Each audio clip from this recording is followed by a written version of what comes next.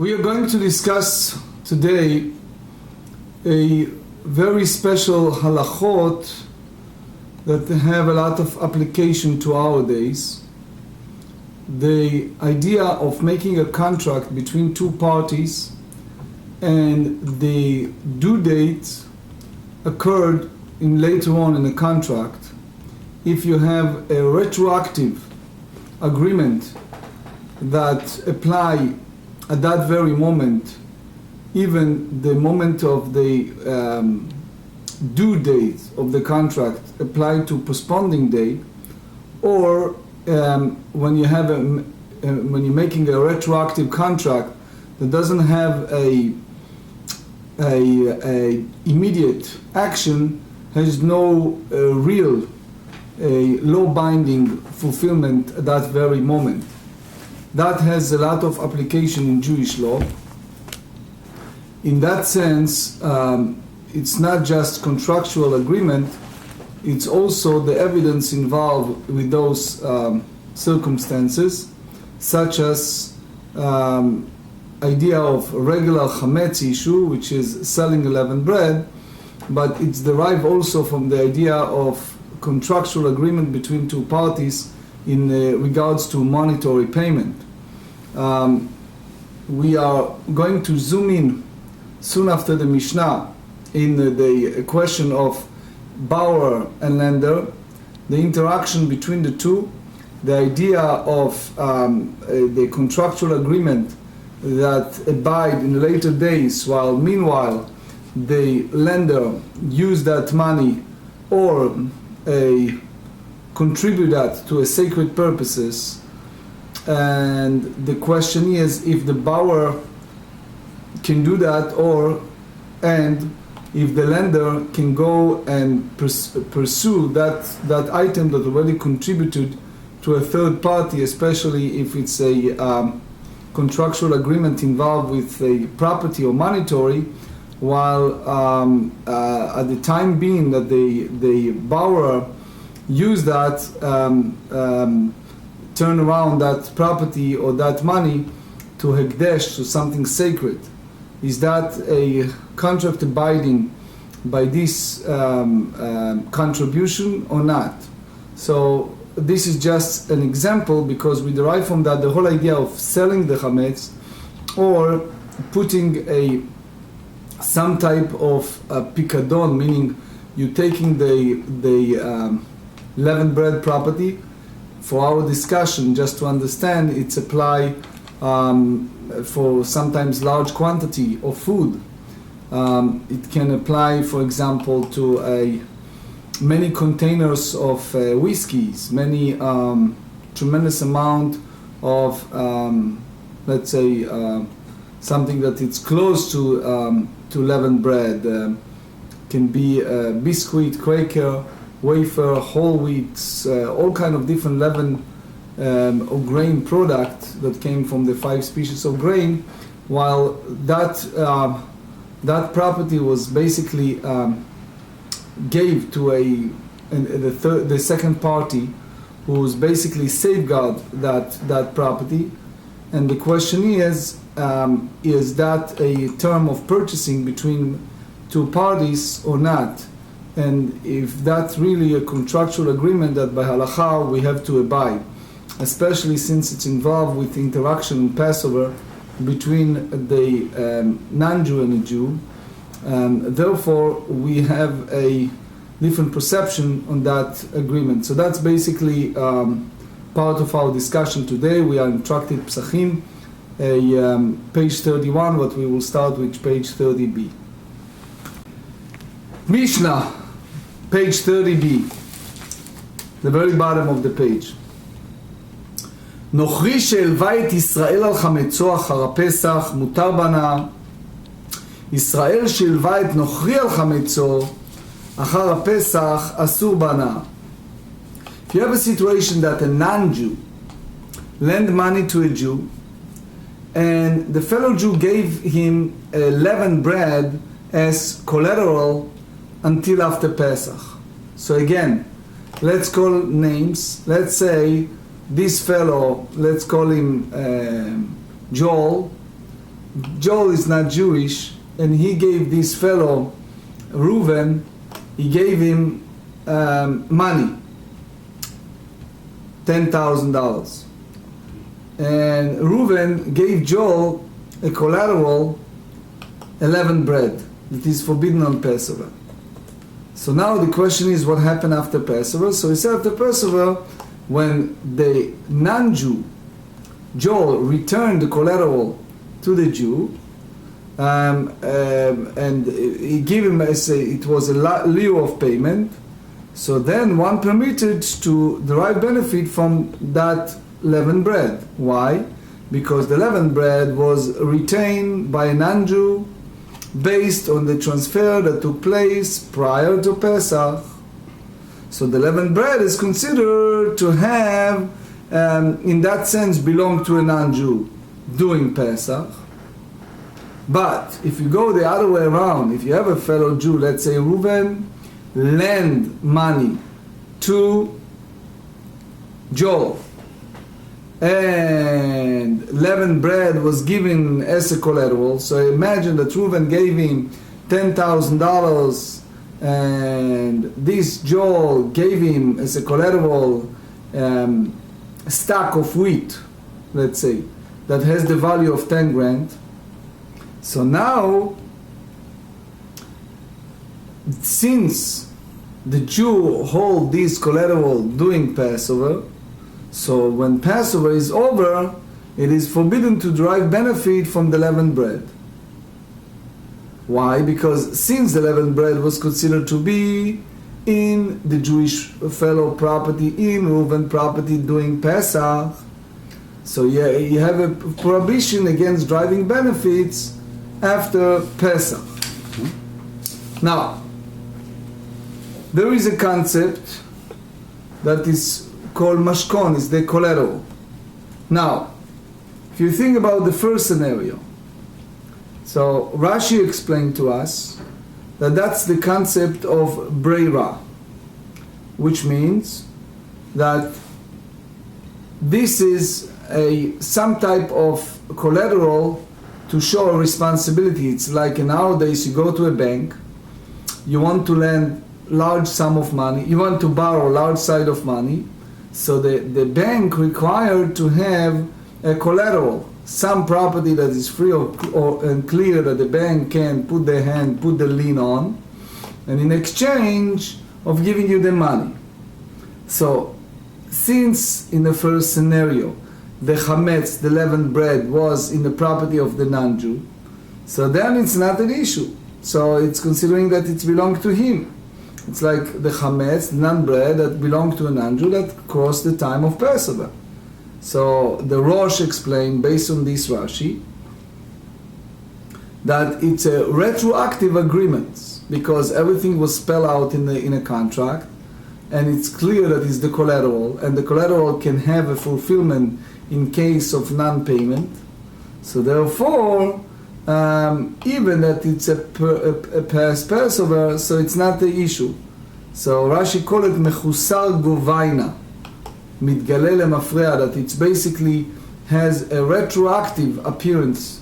So since it was basically something that cannot be used by the Jew during Passover, so therefore has a full ownership of the non-Jew doing Passover, and you don't have an issue.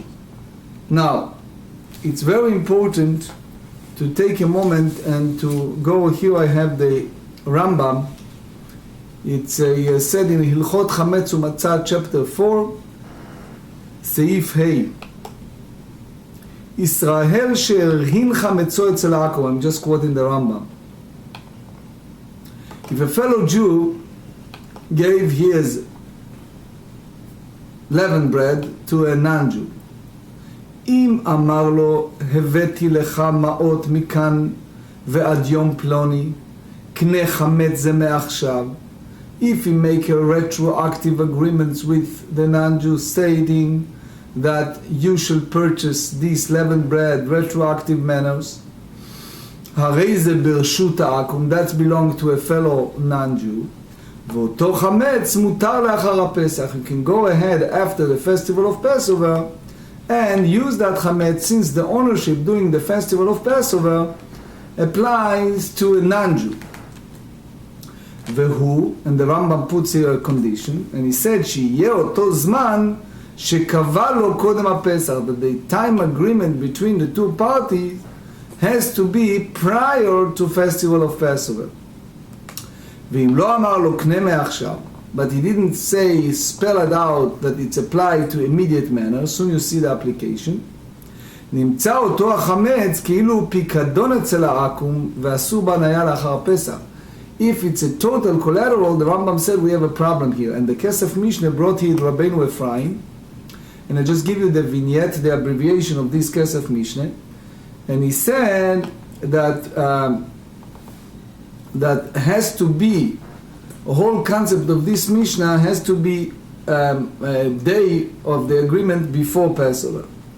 Now, must say that the way that we understand firstly the Mishnah, it's according to the Rosh, as we said, the Ran, etc., the Rashi, but the Tzlach, the Abnei Nezer, based on this case of Mishnah and the Rambam, said that it has to have the agreement prior to Passover, otherwise there is the issue of ownership. Now we go to the Gemarrah, and it looks like always, that we're digressing, but we're not, because in order to determine the decision that the Mishnah have here, has to be based on discussion of retroactive contractual agreement between two parties. So now we're going to the Amoraic disputation in regards to these halachot. Itmar, Ba'al Chov. Now we ask a question with a person who is the creditor, the right of the creditor with regard to collateral, which is, you have here a lender. Lender can be either a hard money lender or a regular lender, and the lender requested, as we said, a collateral in exchange of cash. So now when the borrower said to the lender, look, I have two different properties in two different locations. I want you to go to that specific property and basically put that property under collateral, which means that that's my collateral, that's my responsibility in the case of non-payment, which means in reality, by the contractual agreement, the creditor can go ahead and acquire that property in case of non-payment. So Abaye Amar lemafre'a hu gove. Abaye said a person, the creditor, can go retroactively and collect the property in case where the creditor had a lien on the property of the guy that the debitor, and the guy who owed the money defaults on the loan. So therefore it's considered as the creditor acquire rights to the collateral at the time of the loan and not at the time of the collections. So, which means, according to Abaye, it's basically go by the time of the contractual agreement. At that moment they sign the contract, that applies to them. Tivot HaMishpat elaborate on that. And he said that loan agreement, by our definition, has the same agreement as a purchaser and a seller. When you're selling a merchandise to a buyer, it can be even a small merchandise, like you're buying electronics, you're buying your laptop. So you have a contractual agreement between the two parties, which spell out the responsibility of each party. So it's like the lender said to the borrower at the time of the contractual agreement, if you going to follow up this lien against that property, you should go to those property, and this and that property are yours right now. Which means, again, we say that the borrower, let's call him Reuven, he borrowed from another fellow, let's call him for the sake of understanding Alex, and Alex lend that money, Reuven specified, from right now, this property A, it's yours. So in that sense, the moment that the borrower Reuven did not pay Alex the money he owed him, then Alex go ahead and follow up and acquire property A. So is that mean by Abaye that the final agreement over purchasing the property happened to be when, at the time of the original contractual agreement, even that the fulfillment by non-payment happened later, which means that we have a retroactive contractual agreement even earlier than the time of real possessions. ורבא אמר, no, מכאן ולהבא הוא גובה. No, you can't do that. Rava said that the owner cannot be, the creditor cannot declare ownership over those property only for the time of real possession and onward, which means the Choshen Mishpat said in the code, chapter 103, that this cannot be a pre-possession contractual agreement that apply to attribute of the retroactive agreements. This has to be a contract that only follow the date of the real possession for non-payment. So basically you see a very different approach to that contractual agreement between two parties, that by Abaye they hold the creditor as equal as a salesperson, a seller, and by the Rava you hold the creditor as a regular manner of lender, and the fulfillment only applied to the time of the possession. Now the Gemarrah derived from that a practical point, and they said, Kol heicha de'akdish love וזבין לווה, כולי עלמא לא פליגי דעתה מלווה וטריף. This is the story. Let's say Alex is the creditor. He lent a $500,000 to Reuven. Reuven took that property, that money, and he gave it as a donation to synagogue, to yeshiva, to hospital, whatever it is.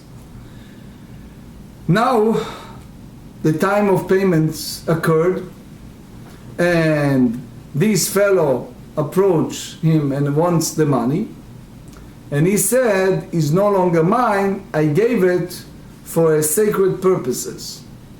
The answer is that in this case, the creditor has no halachic barrier. He doesn't have no one can stop him from go ahead and repossess it, even the borrower sell his possession. Page 31. Ve'ati malve ufarik. So now the creditor can go ahead and redeem. Soon you see what does that mean. From Hekdesh, from, let's say, a sacred organization or sacred purpose. And again, we talk about circumstance that the borrower already contributed that property to Hekdesh. And that go even according to Rava, that hold that the lender, the creditor, it's considering an owner only from the time of the possession, but still Rava agreed that the borrower cannot resell or donated those property during that time, and therefore pull out his right of the lender to take his money. So imagine a case, if you have Mr. A go to big lending company and gets for them $2 million, and he take with that money and he give it to a hospital, a contribution. Now the issue is, he have the right over that money or not.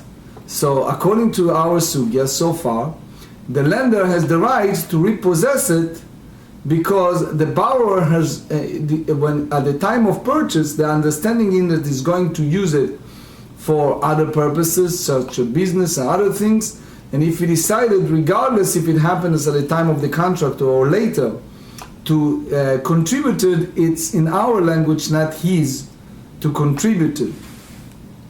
So why? Because this happened, all this story happened before the time, the due dates of payments, due dates of the possessions. So in that sense, we say that that a hekdesh cannot have the right of the ownership over that.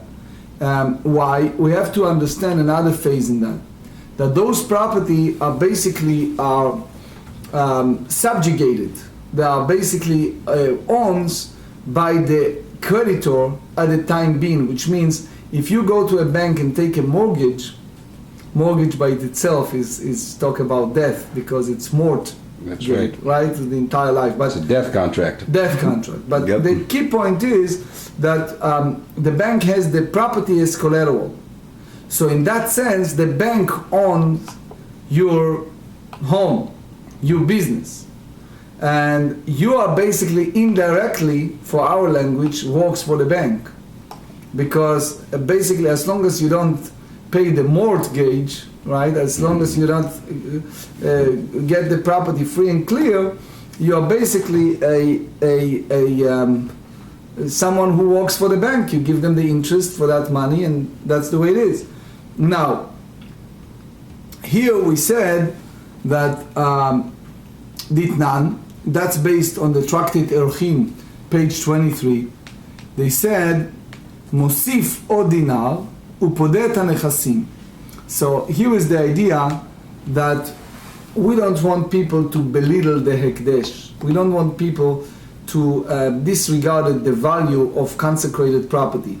So we require the lender, even he has the right to repossess or possess his ownership over that property, we still say that he needs to give, even in our language, $1 to the hekdesh, in order for people not to, because there's a concept that said, שלא יאמרו הקדש יוצא בלא פדיון, that people will not say that you can repossess something that belongs to a consecrated property without redeeming it in exchange of something. Keep ligay. So now we juxtapose that to the disputation earlier between Abaye and Rabbah. Is the Zabin Malveh ve'akdish Malveh. That the one who did it is the lender, which means the creditor. He sold those collateral properties before the time of their possessions, which unfortunately those attorneys, we are blessed in our shul, I think, if I'm not mistaken, 27 attorneys, right? So those attorneys that dealing with bankruptcy issues, which will never happen to anyone, right? But basically one of the issues is when the creditors has the right to do the repossessions. Because what happened is there is a term of non-payment, but you have a court process, which is you have, for example, 30 days period notice, then you have to send a second notice, you have to make it a registered mail, and then you need to go by the process of the non-payment and not appearance in a court, and then the case has to be dismissed, and then it says to go to the sheriff, and the sheriff needs to send a notice. So at the time being, you are losing money if you are the creditor, because it can be between 1-2 months to sometimes even a half a year or a year until you are basically in repossession, especially if it's not talking about just regular rental property, if you're talking about a real possession of a real estate or real possession of some property. So the court system works in a sense that takes time. So meanwhile, the lenders feel, the creditors feels that I'm losing money, let me go and do something in between. And now we have a discussion over that. So what happened is, he is, for some reason, makes his mind that guess what I'm going to do? I'm going to take that property and give it to the, let's say, for religious institution. So let's trace a situation that Reuven borrowed $500,000 from Shimon. And Reuven gave Shimon in exchange a collateral of a building. And time happened that Reuven was in a non-payment for whatever it is, 30 days, 60 days, 90 days, and they have a due date. And he basically reached a point that the due dates are very close, but it's not yet there. Shimon went ahead and he called, let's say, yeshiva, and he said, okay, you go there, this is your building, go and occupy it, it's yours. I contributing this building to use. So in one hand, Shimon has the handle on that property because he is the lender, he is the creditor, and he is the lien on the property. On the other hand, the full date of the final possession did not take place at that moment. So because it's not there yet he is not repossessing it, but he's just contributing that property. So we said here, it's an issue. Now there are two phases here. One speaking about contributing that property, another phase is speaking about selling that property before the final days. So here we have a two different approach. One is Hekdesh, how far we can go. There's a Rashi and Tosfot here, which means Rashi said that the problem we have here, you are basically do not go by the money that he owes, you go by the property, which means there is a money of non-payment issue, which is one entity, and in that sense, for our discussion, the property that serves us as a collateral, it's another one. And he repossessed the property, not the money. Which means, Rashi hold that if the lender contributing the money itself, which means he handed over to the yeshiva the note of ownership between him and Shimon. So again, let's say Mr. A and Mr. B, Reuven and Shimon. Reuven borrow, let's say, $500,000, and Shimon take the $500,000, and Shimon gave the $500,000 to Reuven, and Reuven take the $500,000 and use it whatever he needs, and he gave a note and the collateral to Shimon, and now Shimon did not use the collateral, he using the note, and he turned around the note and he gave it to the yeshiva as a donation. So then it's different story. Now we go back to our discussion, and we said here we have here the heavy disputation.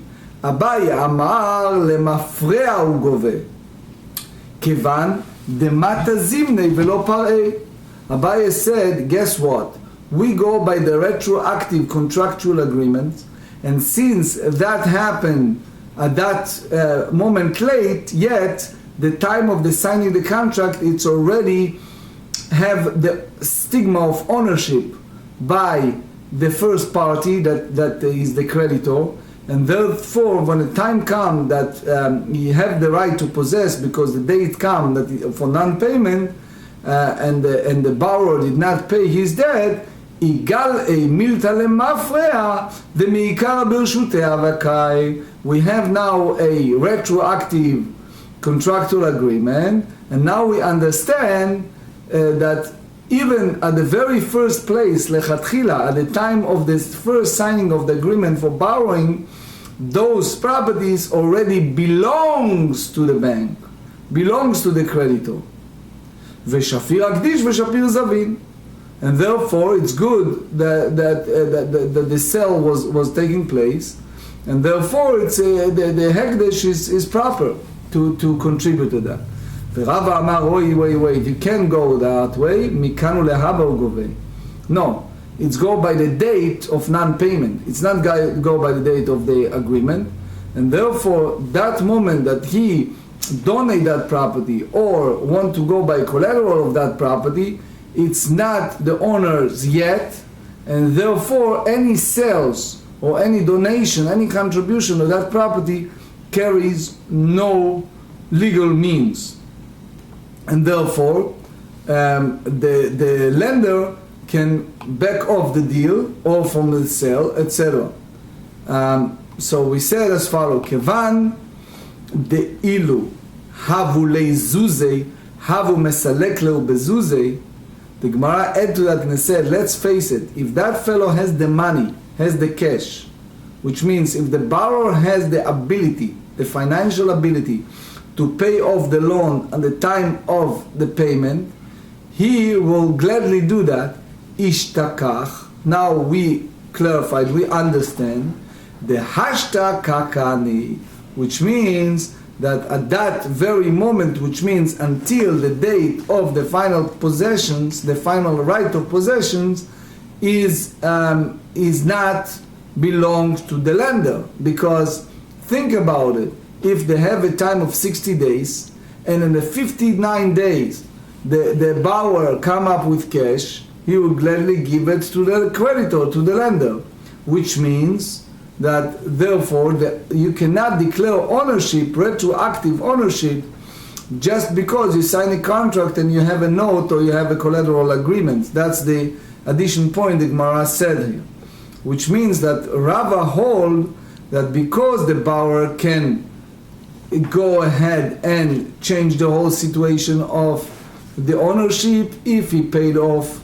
the money and he remove all the liens by paying on time, you cannot make the lender owner of that property. Which means if you go nowadays to any bank and you tell them, I don't intend to pay you, I just want to borrow the money, and so no bank will give you the money, which means banks are not in the business to buying and selling real estate, neither residential nor commercial.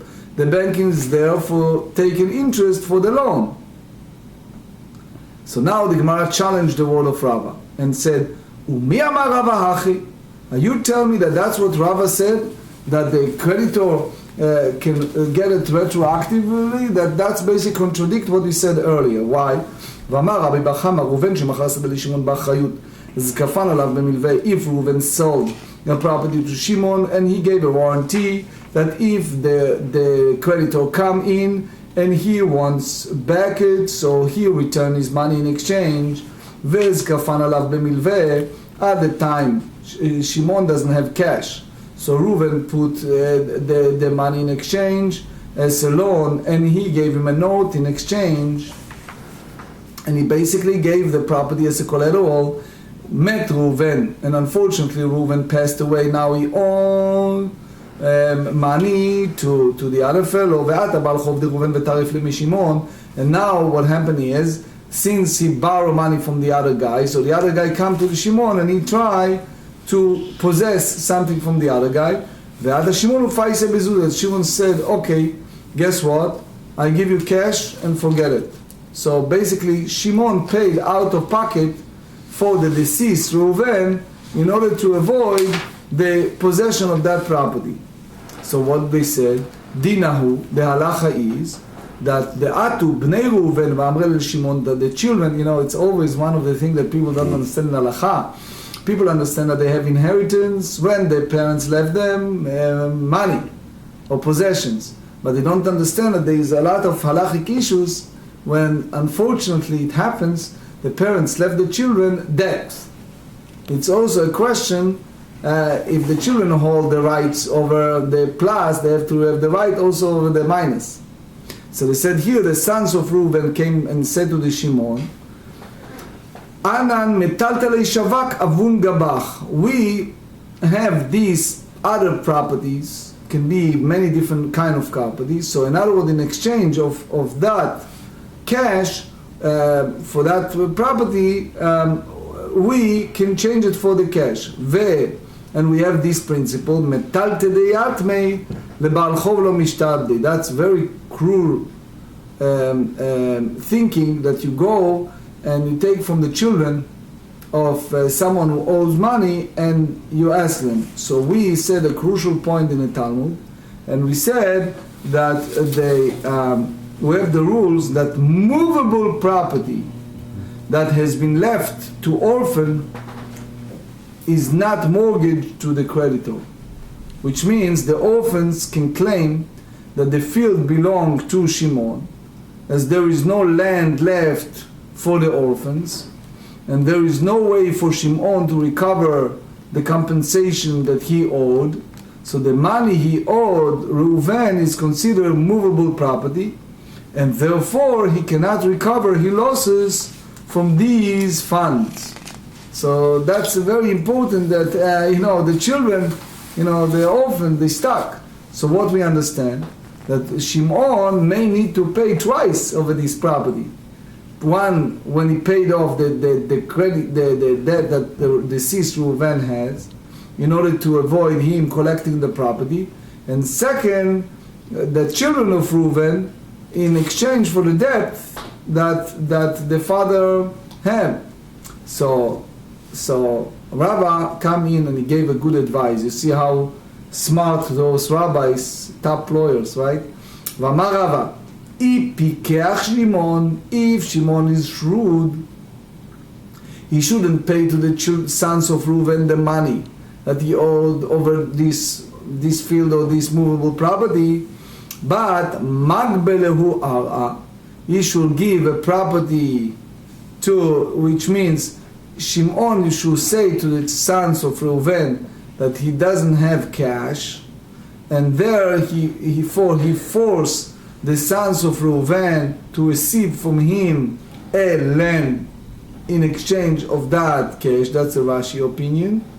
And therefore, v'hadar gavelo minayu, and he comes back and he collected from that money, which means, תאמר רב נחמן, יתומים שגבו קרקע בחובת אביהם, בעל חוב חוזר וגובה אותו מהן. So it means that Rava said that if Shimon is so shrewd, he will pay them with that owes with the real estate that Shimon can collect the field from them as a compensation, because of Nachman's rules, when orphans collect real estate from debt on to their father from one person, another creditor can come and seize this land from them in order to repay the father's debt. So, אי אמרת בשלמה למפרע הוא גובה, המתוי לאחר חוזר וגובה אותה מהן, בכמן דגבו מחיים כדאבון דמי.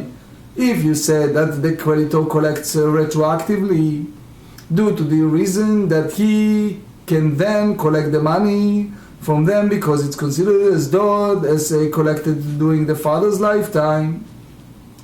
So we understand this. So Shimon can now claim this land from Reuven heirs. אלא אמרת מכאן ולהבא הוא גובה, מה חוזר וגובה אותם אין?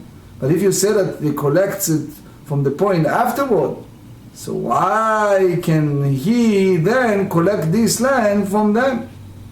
וכמאן דזבין יתמי נכסי דמי, ואילו כאן יתמי נכסי כמיקה משתבל לבעל חוב.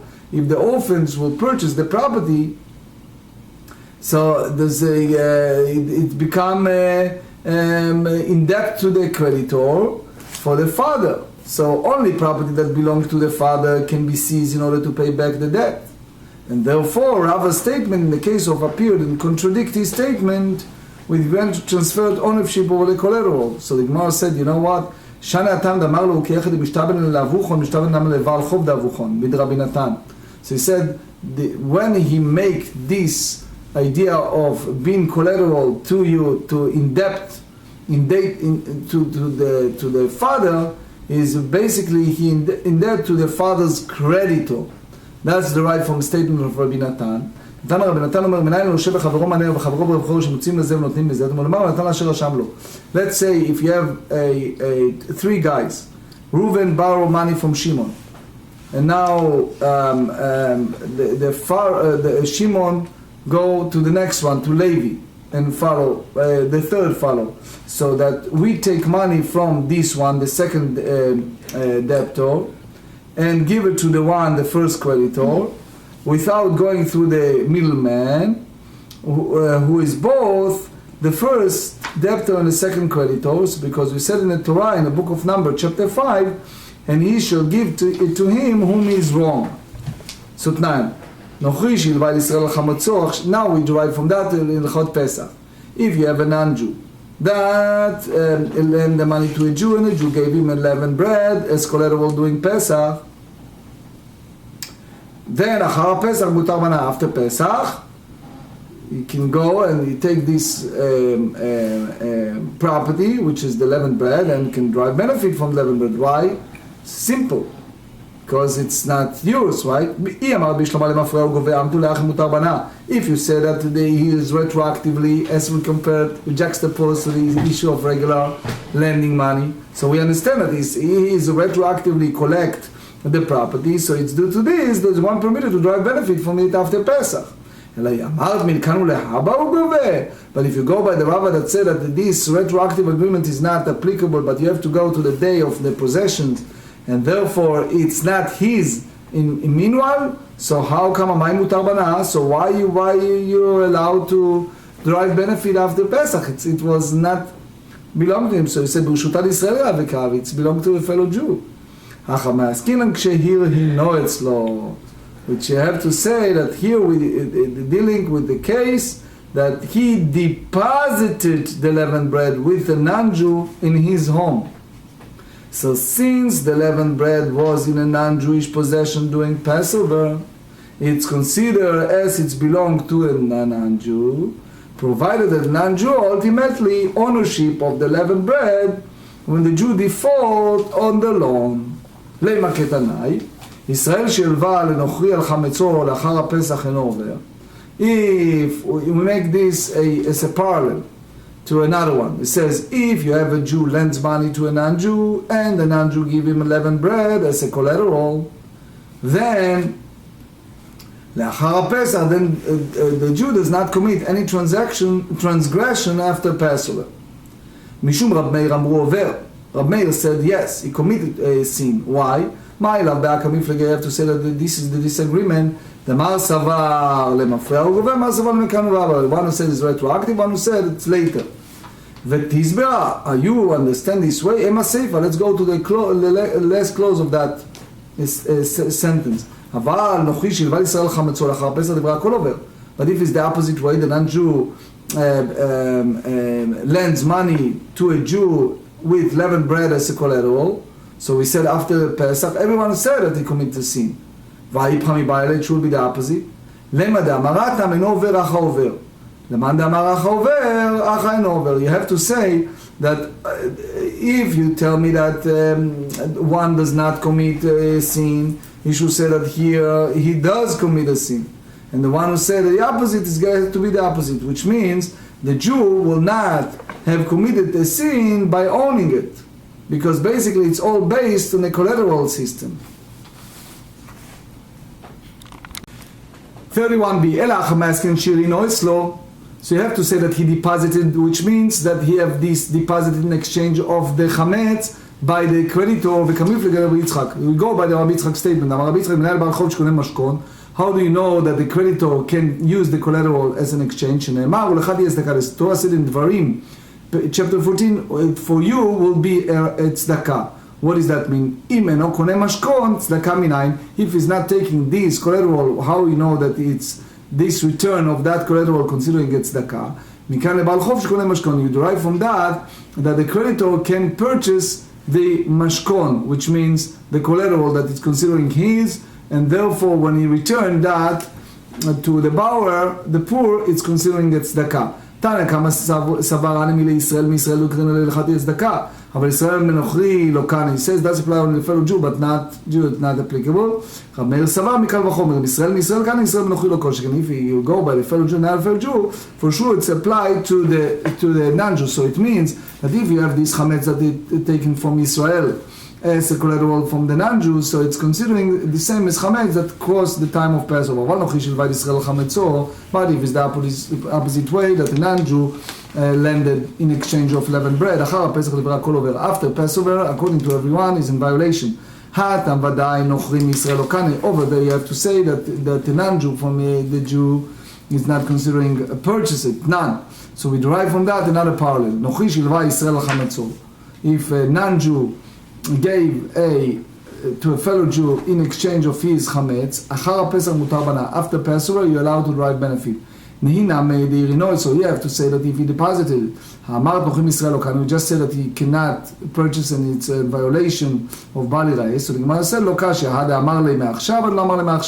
you have to say that he make a statement that's applied for right now. So in other words, we juxtapose that the statement that Abaye said originally, that if you go by the retroactive statement, and he said here, and specifically it's applied to this very morning, so you can fulfill it to that very morning. How do you know that he's a differentiate between the situation of chametz that is collateral by the lender, here that he said is applicable to right now, the situation didn't say that it's applied to right now, the Tanya. If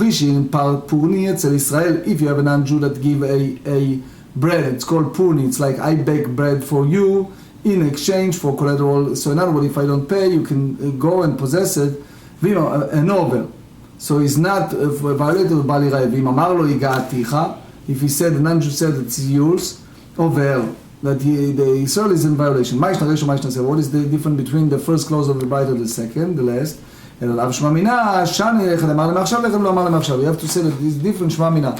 When he said twice shmamina, it means that that's the total refutation, which means he said specifically, spell it out, and said it's applied to right now, so it has to be from that very moment. תנו רבנן, חנות של ישראל ומלאי של ישראל ופועלי נוכחים נכסים שם, חמץ שחר הפסח אסור בהנאה. ואין צריך לומר באכילה. If you have a fellow Jew that owns a store, and the store is selling bread and wine, and the whole products there belongs to him. However, there is a non-Jews that come in and out, and you find chametz after Pesach, so you cannot derive benefit. For sure, if you're not allowed to derive benefit, you're not allowed even to use it as either eat or sell. However, in the opposite way, חנות של נוכרים, אולי של נוכרים, ופעלי ישראל נכסים ויוצאים משם.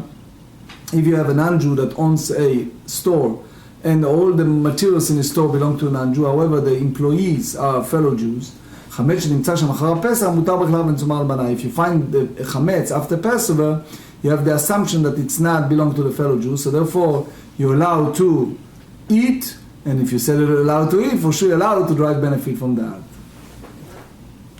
We talk here today about the creditor and the borrower, and we said that if the borrower, the debtor, set aside property as collateral for a loan and then decided to consecrate it, this property can be redeemed in exchange for its value an additional dinar, because you don't want to belittle, so people not mistakenly think that the consecrated property can lose its consecrated status without being redeemed. So the creditor then receives his payment from the property. That's the Rambam, Hilchot Arachim, chapter 7. Reuven that sold his field to Shimon with the guarantee, and instead of paying the field, Shimon set its value as a loan. Meanwhile, Reuven died, and the creditor came seeking payment for the loan. Then Reuven had taken from before he sold the field and seized the land from Shimon as payment for the loan. Shimon paid the creditor in order to keep the field, and Reuven heirs can still claim the money that he owns for the field. If Shimon is clever, he will repay them with land and reclaim this land from them based on the lien upon it. As that's the Gemarrah said, and that's the Rambam, Hilchot Malveh Veloveh, chapter 11. We said also that if you have an orphan collect land as payments from the debt on to the father, this land can later be seized by creditor of whom the father owned money. That's Shulchan Aruch Choshen Mishpat 107. We said also in Hilchot Malveh Veloveh, if a person borrow from one party and lend money to another party, the second borrower need not pay his lender or may repay his debt directly to the first creditor, That's the Rabbi Natan, Choshen Mishpat, Shulchan Aruch 86. And we said when the creditor receives a collateral as he considered to be paid, Beli, and therefore responsible only for the stolen lost. So we said that that's applied to all these creditor acquired collateral, the Shulchan Aruch Choshen Mishpat 72. And the last one is the idea of, we said that if you have a owner of a store, so you have owner of the store, this is by the way machloket between Rabbi Sadia Gaon and Rabbeinu Hananel, if you go by the owner of the store or by the people, the workers. But if a shop and its contents are owned by a fellow Jew, and the workers who enter and exit the store are non-Jews, then it's forbidden to derive benefit from the leavened bread found there after Passover. But the opposite way, if the store it's owned by a non-Jew and the workers are Jews, then it's permitted to even to eat the leavened bread found there after Pesach, although certain versions of the Talmudic text made the opposite statements. Most of the authorities rule that we go by the version of the text. That's the Taz and the Mishnah Berurah, Shulchan Aruch Orach Chaim 449. And as I said, is a machloket between Rab Nissim Gaon and Rabbeinu Hananel if you go by the owner of the store or by the employees.